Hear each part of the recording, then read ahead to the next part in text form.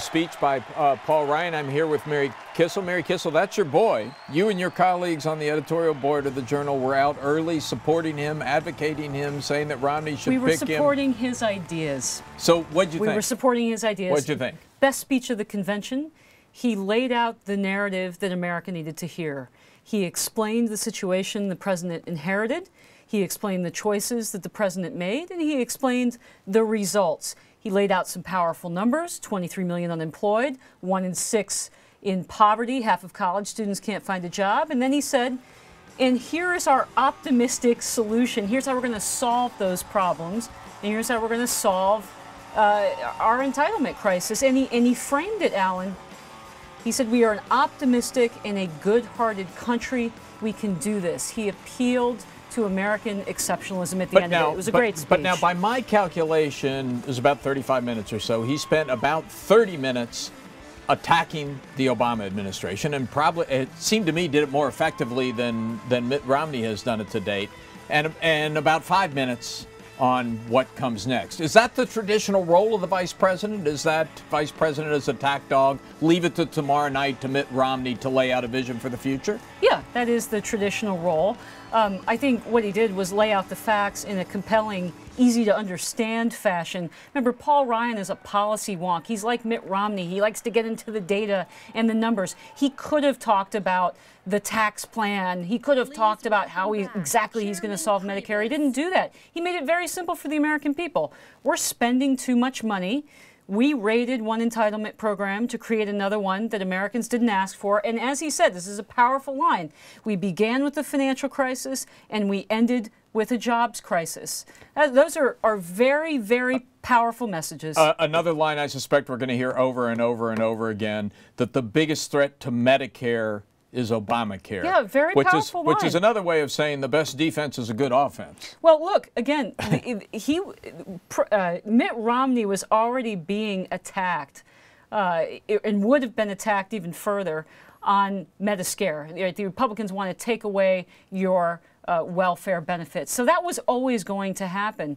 So I think it was not just right, I think it was inspired, this Paul Ryan pick. And frankly speaking, Alan, given the response to him in the convention hall today, you almost wish that he was on the top of the ticket. Well, but hang on there just for a second, Mary. The challenge is not convincing the people in the convention hall. They're convinced. That's not the problem. The challenge is convincing the undecideds. How do you think he did on that score? Well, you can read the editorial page and our commentary there. He's already convincing the undecideds.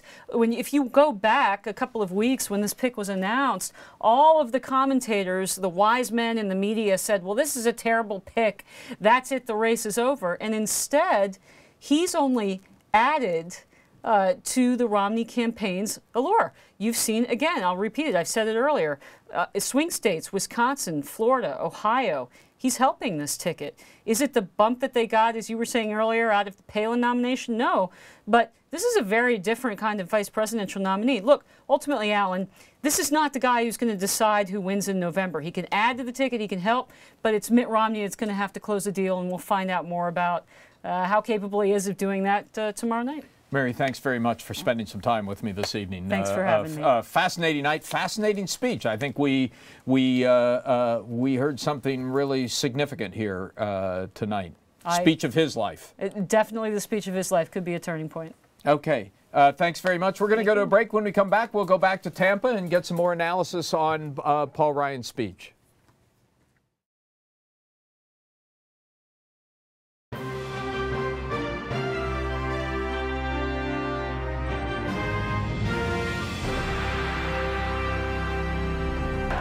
Ladies and gentlemen, these past 4 years, we have suffered no shortage of words in the White House. What is missing is leadership in the White House. That was Paul Ryan and the speech he just finished giving at the Republican convention in Tampa, Florida, joined now by Neil King. And Neil, you know, I've seen some commentary saying that there hadn't seemed to be a lot of rowdy enthusiasm among the delegates. Boy, there was just now. That speech got, if you can judge by the reception in that hall, that speech went over extremely well. It was an extraordinary speech in really every way. I mean, what was fascinating about the tone is it wasn't the kind of speech where he wanted huge reception while he was giving it. He gave it as a teacher, and he captured the crowd as a sort of teacher. He had this kind of earnest solemnity about the way he delivered it. And it was amazing how many of the different themes that they were able to explore. The takedown of Obama, which was done in a very adroit sort of way, conceding all of the challenges that he faced, and then going very deliberately through all of the mishaps along the way. So many great lines that will probably be remembered. The fading Obama poster on the students' bedroom wall. Various lines about standing up for Medicare. Certainly the pointing out of his mother and his family. I think it was about as good an introduction of a vice presidential candidate as you could possibly look for in terms of the comprehensiveness of it, and also how he defended Romney and how he portrayed Romney was probably the best presentation of the presidential candidate that anybody has done, maybe even better than Romney himself. Well, the line about having heard the songs on Romney's iPod on hotel elevators will be one of the most remembered lines of the speech, I'm sure. It was, and it was, there were a lot of things going on in that speech in terms of who he wanted to reach out to. He wanted to reach out to seniors. He did that very well through his mom. He wanted to play the generational card going the other direction, that is to say more towards Gen X people, his generation, so to speak. He did that very well. He wanted to touch on the religious theme and also kind of allay whatever concerns there might be about Mitt Romney's Mormonism. He did that very well, too. It was a really amazingly well-woven speech and how it kind of kept returning back to various themes. I don't want to talk about it. It was nearly done. Yeah, so Neil, 2 weeks ago when Paul Ryan was announced as the vice presidential pick, a lot of Democrats were saying this is great for us because he's got that Medicare plan that's very unpopular and we can go after him. They've been trying to do it for 2 weeks. You haven't seen a big effect on the polls. What do you think Democrats think tonight when they see him stand there and give that line about the biggest threat to Medicare is Obamacare? I think they gulp a little bit because it's obvious that they have figured out a way to frame this. They've put themselves on offense. They're not feeling at least a bit defensive about this Medicare issue at the moment. And they have at least the rhetoric that can drive it forward. And it seems, it's hard to judge from tonight, but if they can blunt that as an instrument, as a weapon against them, and even turn it into an offensive line, making them the ones that will really rescue Medicare, then that could be a bit of a game changer in the places where Romney is at the moment weak, like this state of Florida. Yeah, now the big issue, of course, is at the end of the day, people don't vote for vice president, they vote for the president. So how does this set up Mitt Romney tomorrow night, and what is the job that Mitt Romney has to do to provide the other half of this picture? Well, in a way, he has to make sure that he's not sort of overshadowed by his vice president. This one thing that Ryan does is add a real kind of gravitas to the ticket, which I think we saw tonight. It was really interesting. I think Romney is going to have to do something very similar to this, maybe better, hopefully better, and continue the theme, which I think is going to be one of the most potent themes they can use in the general election, which is to remind people that voted for Obama why they did it, why they liked him, to concede the challenges that Obama faced, and then to do the kind of deliberate critique of the Obama years in the way that Ryan did. It was very effective. I bet you will see a lot more of that sort of thing from Romney. It's funny, I met a delegate just before this last round of speeches who said, this convention has been flat. It can't continue to be flat or we're in trouble. I think one thing that happened is it stopped it from being flat.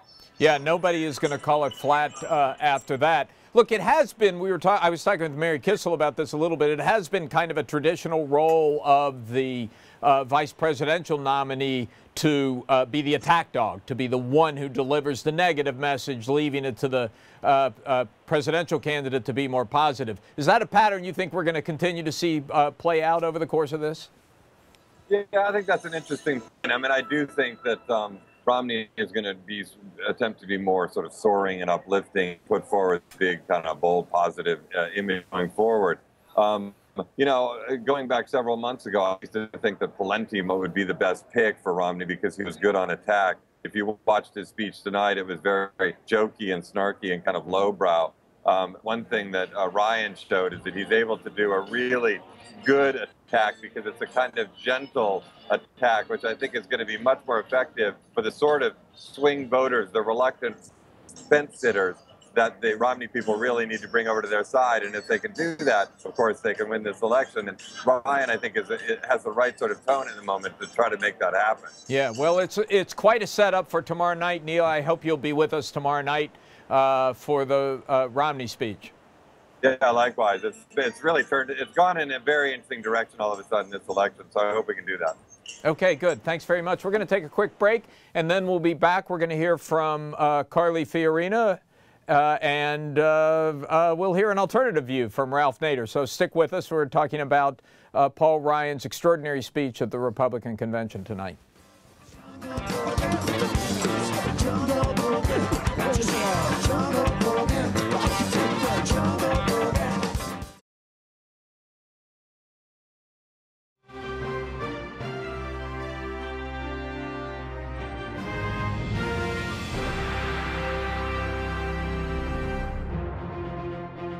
Welcome back to the special edition of WSJ Live, Election 2012. We've been listening to Paul Ryan's extraordinary speech at the Republican Convention. I suspect it will be judged the speech of his lifetime, dissecting the record of the Obama administration and making the case for Mitt Romney to be the next president of the United States. And for a convention that's been a little dull and listless up until tonight, incredible enthusiasm erupted on the floor. But we're going to go now to somebody who's probably a little less enthusiastic about it. If I were to guess, that's Ralph Nader, who joins us. Thanks for being with us, Mr. Nader. We know these aren't your guys. We know you're not excited about it, but give us your honest appraisal of how that speech went. Well, it needed to be more honest. It was very deceptive and contradictory and hypocritical. Now, the idea of building your own, I mean, here's a private corporation like the Democratic Party who's being subsidized by $50 million of tax money to have their party in Tampa. $18 million comes from tax money to each of the Democratic-Republican conventions, and the very forum they're in, the arena they're in, was built mostly by taxpayers and is owned by the city of Tampa. So let's start with his speech. He ran away from his budget plan that his record has been etched with over the years. For example, he said that he condemned corporate welfare and crony capitalism. That's good. But on the other hand, he voted for the auto bailout, he voted for the multi-trillion-dollar Wall Street bailout, and he's been voting for all kinds of corporate subsidies that help the very corporations whose executives have been funding his campaign. Yeah, look, and I know your view is kind of a pox on both parties for corporate welfare, and more power to you in that campaign. But as somebody who's been in politics, observed politics for a long, long time, you know, you're not the audience he needs to convince. You know the audience he does need to convince. How do you think he did tonight? I don't think he did very well if the standard is accuracy. You know, when he talked about Obamacare being the enemy of Medicare, the Ryan budget plan would turn Medicare into largely a voucher system that would have to be subsidized by the elderly because it wasn't enough of a voucher. So that's not right. That's not honesty. Well, wait. Yeah. His argument, the argument there is that the Obamacare plan was paid for by cuts in Medicare, and so he's arguing that the threat, that as big a threat to Medicare is the fact that that money is being drained out of the system to pay for this big new entitlement. Well, you see, that's another deception. The $700 billion over a number of years that he accuses Obama of taking from Medicare is taken from the subsidy called Medicare Advantage that shifted more and more elderly into Aetna and Cigna and all these health insurance plans. And what Obama did was said, no, we're not going to make Medicare traditional plan recipients give 14 cents on the dollar so that Aetna and its salesmen can have seminars around the country luring elderly people into a Medicare Advantage plan. And so, right. you see, So the money came from in theory, came from the providers, not the recipients, not the Medicare recipients. Yeah, he took it away from the health insurance. Look, this is a very, very close campaign. You can see that in all the polls. The excitement that existed 4 years ago when Obama ran for the presidency is clearly not as great this time around. Why do you think that is? Why has this opening occurred that the Republicans may be able to walk through? Because the Wall Street crash crashed the Republicans in 2008, and the consequences of this crash threw us in a deep recession, created all kinds of bailouts, inadequate taxation of the wealthy, wars abroad that are draining the Treasury, will damage any incumbent president, whether it was a Republican or a Democrat. It's a tough environment to run in. Very tough. Now, the interesting thing is that he talks about cutting deficits and not spending money we don't have, yet he admits, Ryan has admitted, this is fact, that the Ryan budget plan will continue deficits into the 2040s.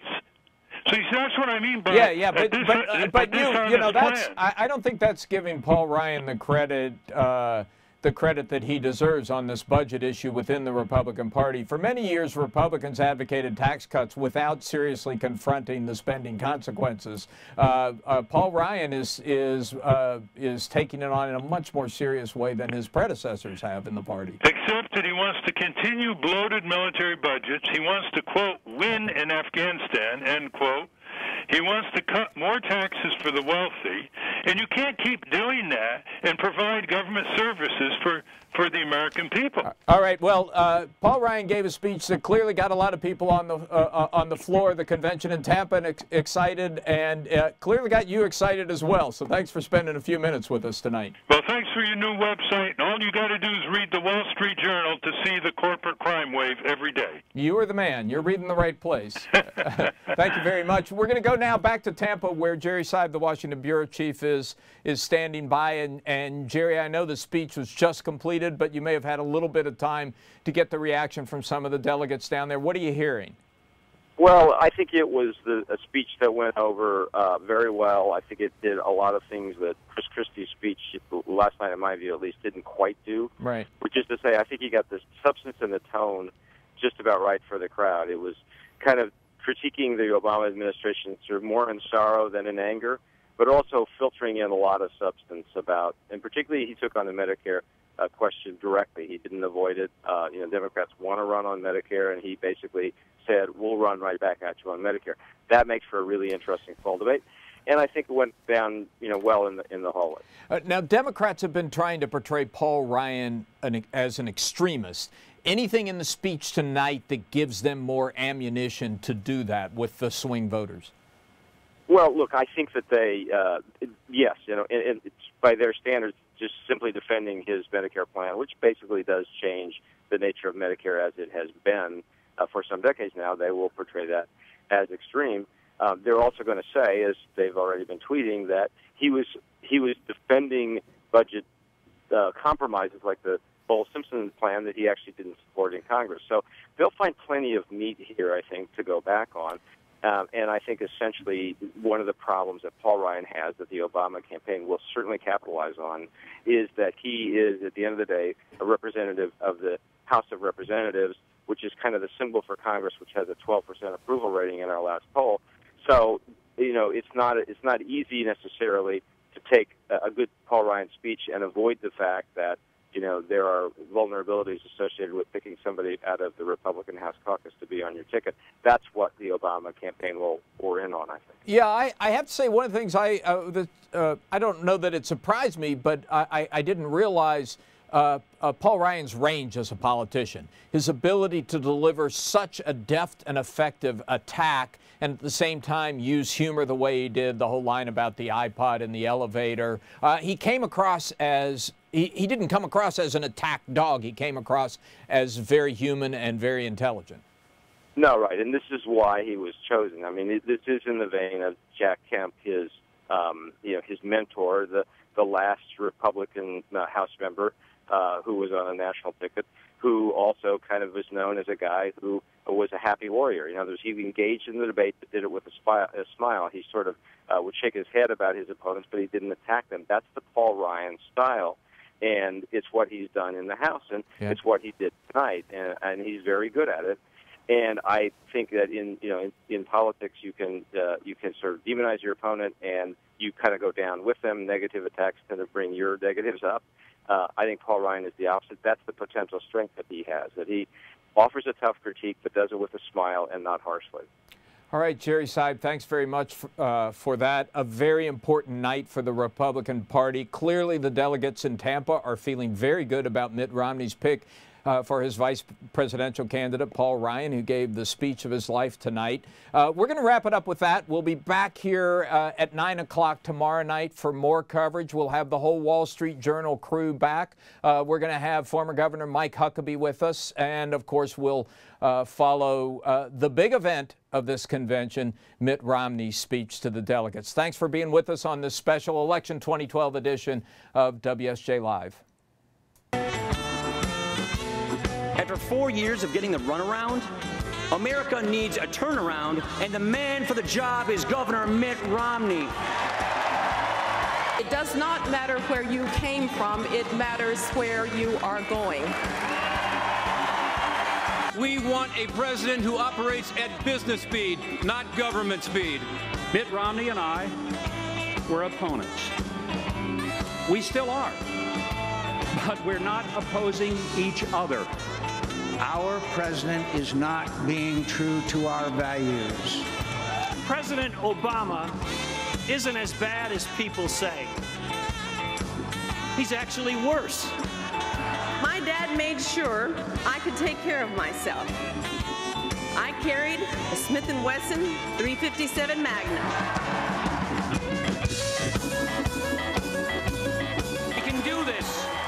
Whatever your political party, let's come together for the sake of our country.